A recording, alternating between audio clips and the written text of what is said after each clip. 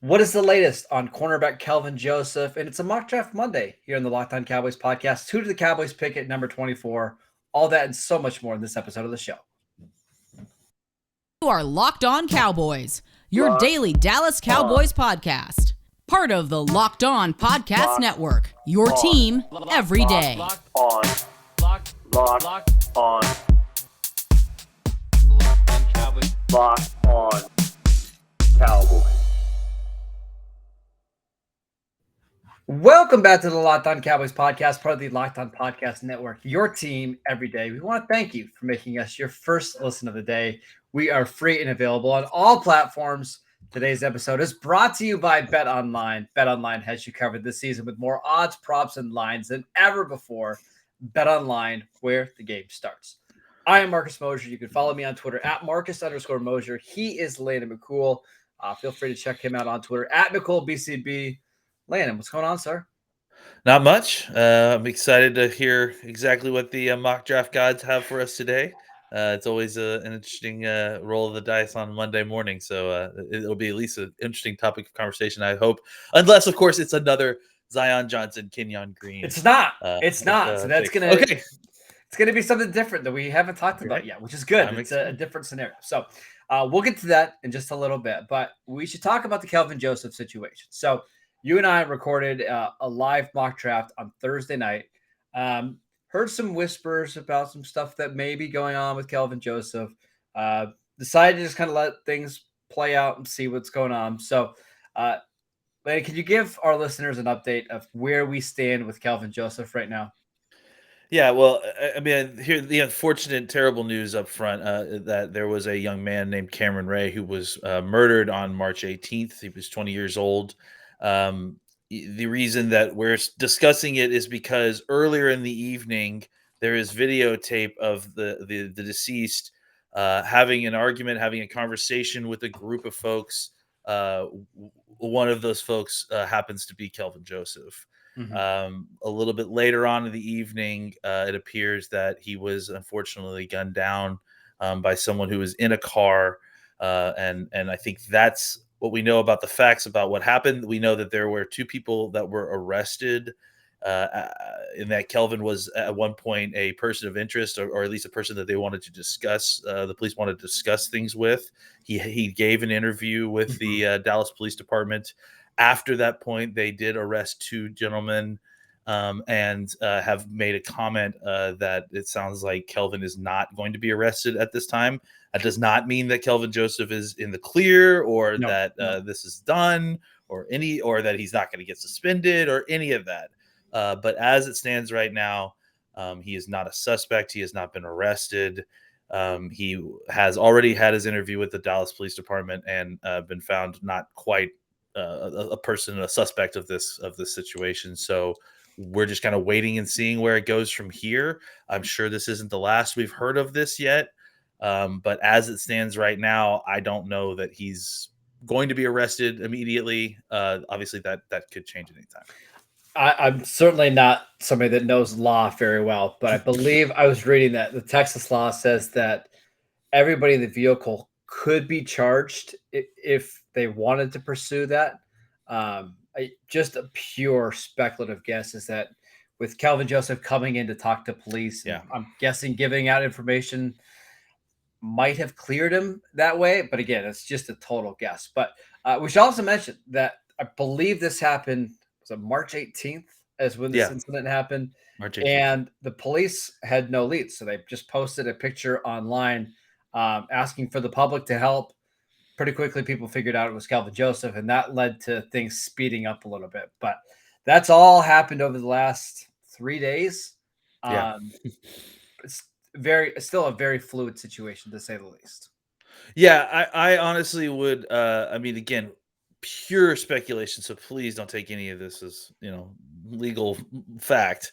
But I would say that the timing of that, the fact that the Cowboys have come out and said that they encouraged Kelvin Joseph to go speak to the police, that he spoke to the police, and then after that they made the arrest, and then it came out and basically saying that he is not imminently going to be arrested. I tend to agree that to me reads like he came in and provided some pertinent information to the police department, and they were able to make those arrests because of his information. So Right. if that's the Because case, I wouldn't at all be surprised that he didn't end up getting charged for this. seems, I mean, it just seems like he came in, told the police who was in the car, who maybe was armed, and that's why we got arrests. Was it hours after he did that interview, right?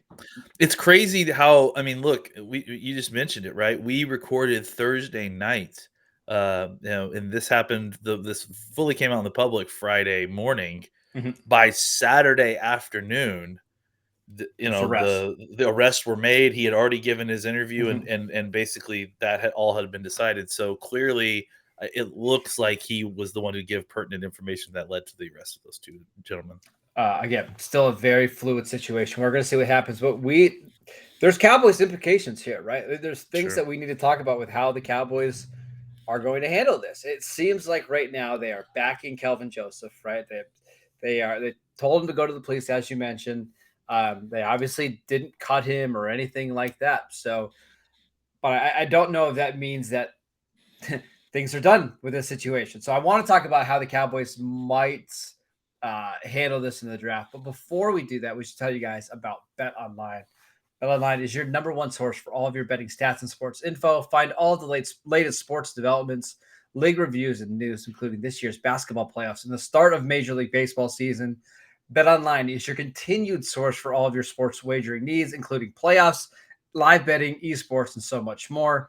Head to the website today or use your mobile device to learn more about the trends in action. Bet Online, where the game starts.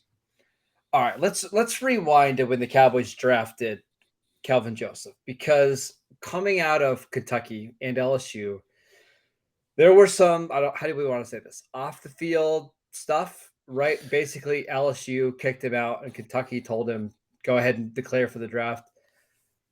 I don't want to say I'm surprised by this or anything, but like, if you're the Cowboys, this is the kind of stuff that you worry about when you take a chance on a player like Kelvin Joseph, right? Yeah, but I mean, we didn't get anything that indicated this. Like, you know what I'm saying? Like most, Right. That's why it's so tricky, right? Because yeah, exactly. to me, it reads more like a maturity thing. Like you're not putting yourself around maybe the best Yeah, crowd, right? yeah, yeah. I mean, look, I mean, the people that are from Dallas, they know that part of Greenville, and there's lots of bad stuff, lots of people, lots of Yeah. young 20 somethings getting in each other's face and getting in fights after bars. I mean, it's just part of of bar culture. It's Sure. a lot of places. So I think kind of going back to what we talked about, his pre-draft stuff. I mean, mostly what we heard about him was involving issues with the coaches, issues with playing time, issues, football issues, not so much issues like, that this was a bad guy off the field It sounded more necessarily. like, again, like maturity stuff, like not Yeah. showing up for meetings on time, Yeah. and rather than legal stuff, right? Yeah. Or anything Yeah. like this. Or violence, or violence, yeah, yeah. like it wasn't like we had like a domestic abuse allegation or an assault or anything like that. Yeah, it was all basically, yeah, maturity issues, dealing with coaches, personality issues, but certainly nothing like this. So I think there's been a lot of kind of hand wringing on Twitter with this guy, like, oh, this is what you get for getting character, guys. I don't know that qualifies as that so much. I mean, this is a terribly unfortunate situation, Oh, yeah. and definitely he's in the wrong if he was associating with these types of folks. There's no way around that. But I don't think that this was something that was telegraphed by his pre-draft process necessarily. I think, if anything, if you wanted to say like, oh, he stormed out of a meeting, he got into an argument about playing time, Sure. like those seem like the kind of things based on what we heard from him pre-draft. This was not necessarily as predictable.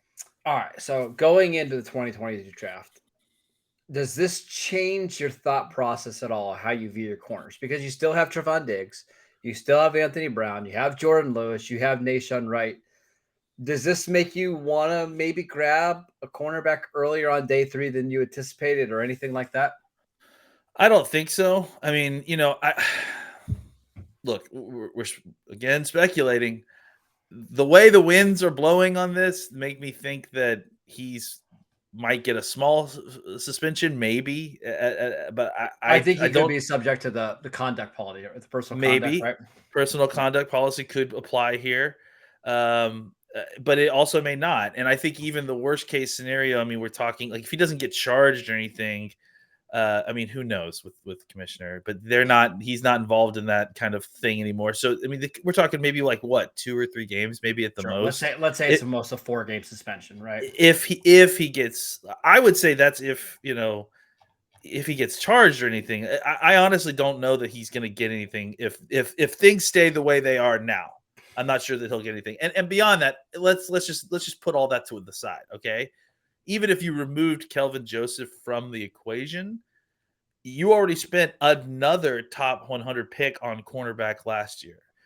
So I'm not sure that I don't want to say overreact, but over course correct here on this last bit of information. You've done all your work throughout the offseason. Look, I mean, obviously you did some work on some corners as well. So I think that they, may be likely to take a corner in this draft. I don't know that they are.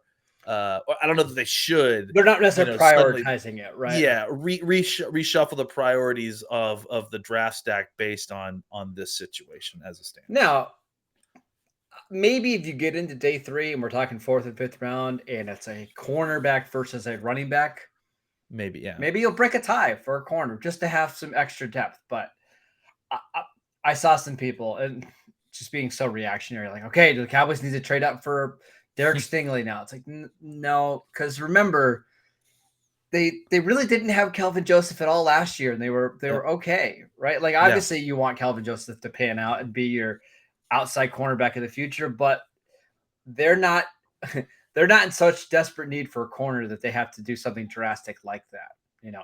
Joseph wasn't one of their top 3 corners until really the end of the season last year. And then even without him, the other rookie corner that you drafted that you like, he didn't play. He wasn't one of those groups either. So you have decent cornerback depth. I mean, that's the one position on this team that you kind of feel pretty decent with, even without Kelvin Joseph, but certainly with Kelvin Joseph. Certainly with him, yeah. Yeah, I think you can figure it out, with what you've got, maybe a late round pick if you need to, but I certainly am not reordering my draft needs at this point because of what's going on. I will say there are quite a few day 3 corners that hit everything that Dan Quinn wants, and certainly Will McClay wants. That if you want guys with long arms with like SEC production, there's guys there. Martin Emerson from Mississippi State. If you want Kalen Barnes from Baylor, another long arm corner, like there's options there. I just don't see the Cowboys being super aggressive at corner. I think they're okay. Was there any other news from the Cowboys that we missed over the weekend, or was that basically it? I think that was basically it. Yeah, I mean, I tend to think that the Cowboys, just based on what we're saying here, I mean, again, don't know, but it seems like the Cowboys may have dodged a bullet here. I mean, I think Joseph going in and kind of giving the information to the police when he did may have kind of saved himself with some of the legal trouble and maybe suspension stuff. Obviously, this is something to keep an eye on because this kind of level of immaturity is something that he needs to get over, and it's not going to just go away because he got in a little bit of trouble here. So again, we'll update you guys if we have any new information. The Cowboys put out a statement on, I believe, is that Friday? No, sorry, Friday afternoon, Friday or Saturday, yeah. Since then, it's been pretty quiet. We'll see if anything happens. I want to get to the mock draft because it's really, really interesting, Landon. But before we do that, I want to tell you guys about Built Bar. This time of year, almost everybody has given up on their New Year's resolutions, but not us. We are sticking to ours to eat better thanks to Built Bar. And it's because it's really not all that hard. Built Bars are covered in 100% real chocolate, with most Built Bars only containing 130 calories, 4 grams of sugar, 4 net carbs, but 17 grams of protein. Compare that to your average candy bar. It's not really even a contest. Go to Built.com and use promo code LOCK15 to get 15% off your next order. Use promo code LOCK15 for 15% off at Built.com. All right. Latest mock draft. This one from Locked On NFL Draft. This is Ryan's mock draft. Cardinal fan. It gives the Cardinals at pick 23, Devontae Wyatt, which is fine. Pick 24. with Kenyon Green still on the board, with Treylon Burke still on the board, he gives the Cowboys Lewis Cine, the safety from Georgia. I think that's probably a little bit of a stretch. However, the Cowboys were actually looking for safeties last year, Landon. They really liked Trevon Merrick. That's who they were going to select if he fell to them. The Raiders traded up one spot ahead of them, took Merrick. Cowboys were forced to take Kelvin Joseph with that pick. Do you see any scenario in which the Cowboys could draft a safety high this year, or do you think they're just kind of out on that position? I don't know if they're out on that position, but again, it feels like safety is another position where you are blessed with depth. I think at least for right now. I mean, listen, the reason you could easily draft a safety is because you don't really have any long-term solutions. So you do have some kind of short-term situations. Yes. So I think that it could, if you really like the guy, then yeah, absolutely take a safety. I would say that they probably aren't targeting safety as a position that they want to hit, but if the right one fell to them, I think they would be interested, simply because, like I said, they have numbers as it stands right now. I think they have 3 solid safeties right now. But I think maybe one of them is signed. I think Curse is the only one who signed past this year, right? So Donovan Wilson is on the. Does Wilson have more than 1 year left? No, he's on the final year of his rookie contract. Okay, yeah. They signed Malik Hooker to a 2-year deal. Oh, it's a 2-year deal. Okay. But it's really more of a 1-year deal that the Cowboys can get out of. And we know that he has a lot of big injury history. Sure. Yeah. And then you have J. Run Curse, who's 29 years old, played really well last year, but his position's almost more linebacker than it is safety. We just call him safety on the depth chart. So is that a position that the Cowboys could say, you know what? Hey, if we grade this guy as a first-round player, why not? Yeah, and again, like, I think the other thing we should talk about is that safety is such a broad term nowadays, right? I mean, you just mentioned it. Curse is being still called a safety despite playing mostly linebacker. So I think it's possible that you look at one of the kind of true free safety types, maybe a little bit earlier on the draft, or potentially draft someone as a Curse replacement, maybe a little bit down, further down in the draft. They were looking at a guy named Marquise Bell, I think. He kind of is that type of guy, right? He's a bigger guy. A lot of teams are going to look at him as a will linebacker as opposed to a safety. I think that's kind of what Curse is dealing with right now, right? Kind of an in-between that's being used appropriate. So I think that there's possibility that they look for a replacement. Again, we keep forgetting about Israel Makamu, who's a guy that I think we liked last year. So we'll see how he developed over the year. But I think, I wouldn't be surprised if there's a guy that they like that fell to them, that they pulled the trigger. Signed at 24 is a little bit rich. I mean, I don't mind the player at 24, but I think for the Cowboys, it's a little bit rich. I agree. I think it's high for the Cowboys, but I will say I love Lewis Cine. Yeah, if anybody's not convinced about what kind of player Lewis Cine is, go watch him in the championship game against Alabama. And I'm not joking. You'll find 9 or 10 plays where it's like, holy cow, between coming up and filling in the run game, sniffing out a screen and making a tackle for a loss. There's a play where he's covering, I think it's Jameson Williams down the sideline early in that game and has a pass deflection. Plus, he is an elite athlete. He ran a 4.37 at the NFL Combine. So if you want somebody that can hit and can run and can cover a little bit, it's a really good player. I think if the Cowboys traded down, let's say they traded down to 31 or 32, and they got wiped out a little bit. The guards are gone. There's not a receiver they love. That's when I think Lewis Cine starts to become a more realistic option. But just standing in at 24, I just don't see it.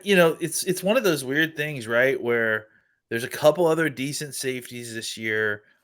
He played on a team that is obviously historically talented with defensive players. I think if he had come out almost any other year, he wouldn't have flown as much under the radar as it seems he's flying. It's kind of crazy. Like, if you look at the production, the tape, the numbers, the athletic traits, this is not a guy who should be kind of like a forgotten afterthought in this draft. And that's kind of where he is, right? In this like nether world of the back half of the first round with a bunch of other players who don't just get regularly discussed by a lot of people as being picks for certain teams. let me give you an example. Like 2020, Xavier McKinney was picked 36 and Kyle Duggar picked 37. He's just light years better than both of those guys. And he Yeah. might be drafted in the same exact range. But because of where the talent and the depth is in this class, he could fall to the top of the second round. And I think that's going to be a steal for somebody. It's a very weird spot he's in. He's just for as a guy who's gone through the process and done extremely well. It's been very quiet for that. There's not a lot of hype, which is interesting. Do you like him better than Merrick last year from TCU or Javon Holland from Oregon? I liked him more than Holland. I mean, obviously, I missed on Holland. I didn't see it as much with him. Merrick, I think I think he's. I love Merrick. He's a much better player. He's a much better physical specimen. I mean, at the very. I mean, I think he plays better. I think his game is better, and he's a better athlete. So yeah, I think he's significantly better than that. Yeah, I don't see this as being a pick for the Cowboys at 24, but maybe in a trade down, maybe in a trade up in the second round. But should the Cowboys draft him, how does he fit in? Because to be honest, I think he fits in really well. If you just want one of those second level defenders who is going to come down and hit and run sideline to sideline, like he could be your weak side linebacker if you needed to. Like he'll play with that kind of aggressiveness and tenacity. Can you tell that I just really like him? Yeah, clearly. And again, I think you're not wrong. He's a guy who's being slept on in a way that is very odd because of a lot of circumstance, like I mentioned. So would I be upset if the Cowboys took him? Absolutely not. It may not be, the most obvious mixture of fit and value, but value alone, I think taking a player like that at 24 makes a ton of sense. Just remember, just because the Cowboys haven't drafted a safety high the last couple of years doesn't mean they're completely out on them. They really like Jonathan Abram in the 2019 draft, and I'm pretty convinced if they would have kept their pick instead of trading it for Amari, that would have been a guy that they were targeting. They liked Xavier McKinney a lot in the 2020 draft, but he just didn't fall to them in the second round. He got picked, I believe, at pick 34, whatever we mentioned. They were set to draft Trevon Merrick last year, so the right guy just hasn't fallen to them yet. And I don't think Lewis Cine will either, because I think you'd have to fall pretty far for the Cowboys to consider him, but he's quite a good prospect. Can you see Treylon Burks falling out of the first round like he did in this mock? Maybe. I mean, I guess there's going to be teams that are really leaning heavily on some of the athletic metrics and measurements. And I think, there's no way around it. Like he had a disappointing combine and testing season. But I mean, again, you watch the tape and if you want to go that route, I mean, they have metrics on, the GPS speeds, and he had one of the top GPS speeds last year on one of his long touchdown runs. So I could see it, I guess, just if people are really eyeballing those kind of athletic testing metrics and they just said, well, that doesn't quite match up with what we see on tape and that scares us. Maybe he falls out. I just think there's a lot of glut in that bottom of this first round, top of the second round. So I think at a certain point, teams are just going to pick their guys. So maybe that causes him to fall a little bit. I could see a scenario that happens, but I don't think it's likely. I could see it, though, because I look at somebody like A.J. Brown, who played in the slot in college, who ran a very similar 40 time, 4.49 at 226 pounds. A.J. Brown was far more productive in college, back-to-back 1,200-yard seasons at Ole Miss, and he fell to pick 52.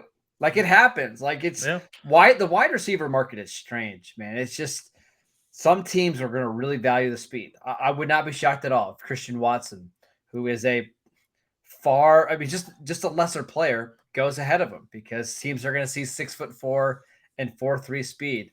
Burks is a much better player, but could easily fall to late 20s, early 30s. Wouldn't surprise me at all. All right, that is it for today's show. Thank you guys for tuning in. As always, you can download the podcast wherever you get your podcasts. Make sure you're checking out the Ultimate Mock Draft. That's on our feed. It's on the Ultimate Mock Draft feed. You can go subscribe to that right now. I think you guys are going to be happy with the Cowboys pick. That's going to come out in a couple of days, but make sure you listen to all the picks before that. You can check us out on YouTube. You can follow the show on Twitter at Locked On Cowboys. You can follow Landon at McCool BCB, and I'm at Marcus_Mosher. We'll see you guys next time.